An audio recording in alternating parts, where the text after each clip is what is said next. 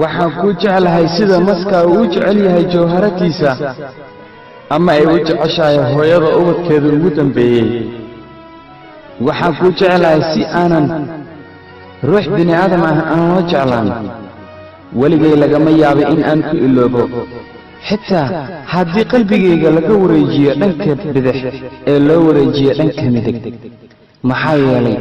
24 saac waxaan afka ku hayaa magacaaga oo ka kooban 5 xaraf waxaad ila mid tahay dunida oo idil rajadayda waa adiga xasuustaydana waa adiga hamigaygana waa adiga waan ku qanacsanahay noloshaada waan isku halayn karaa dadka oo dhan haddii ay cadow igu noqdaan ama dunida ay iga hor timaado waan hubaa inaad garabkayga buuxinayso sideedaba ruuxa bini aadamka ah hal mar ayuu dhintaa hal mar ayuu dhashaa hal mar ayuuna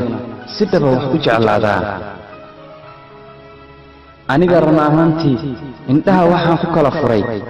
waa jacaylkaaga noloshayda adiga ayay kugu bilaabataa adiga ayay kugu dhammaataa macaani aniga malihi lacag sida taajiriinta oo kale balse waxa keliya aan haystaa misana aan ku faanaa waa jacaylka aan adiga kuu qabo